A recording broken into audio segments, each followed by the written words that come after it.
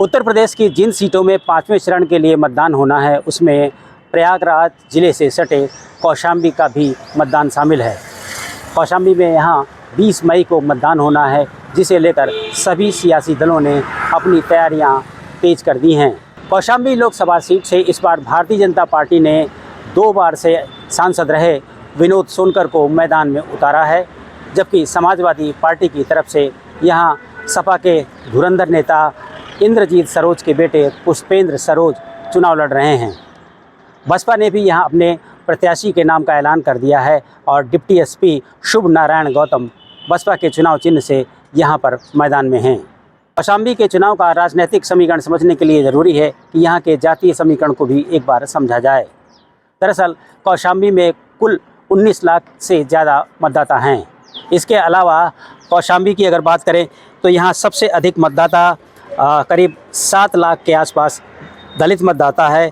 इसके अलावा 2.5 लाख ब्राह्मण, 2 लाख के आसपास ठाकुर, लगभग 1.5 लाख वैश्य, 2.5 लाख यादव, 2.5 लाख मुस्लिम और 1.5 लाख के आसपास पटेल है। इस तरीके से देखा जाए तो ये अनुसूचित जाति की सीट है, जिसको देखते हुए यहाँ पर अलग अलग पार्टियाँ अपना प्रत्याशी उतारती रही हैं।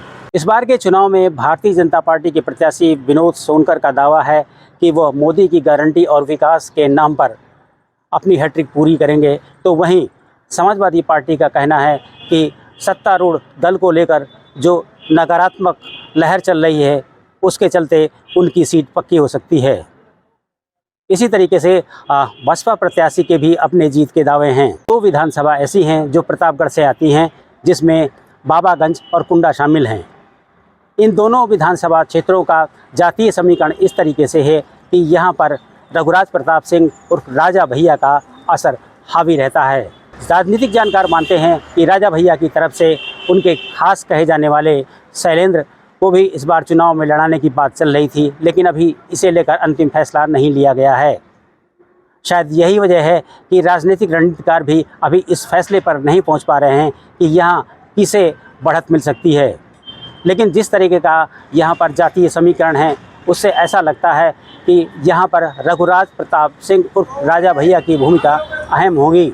रघुराज प्रताप सिंह की तरफ से अगर कोई प्रत्याशी यहाँ पर उतारा जाता है तो जाहिर सी बात है कि वो समाजवादी पार्टी का जो वोट बैंक है उसे काटेगा, जिससे भाजपा प्रत्याशी की जीत आसान हो सकती है।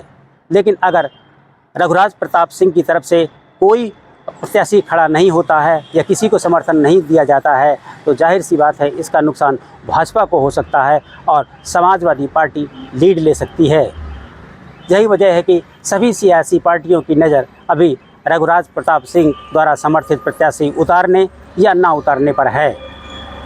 Dinesh Singh, TV9 UP, Prayagraj.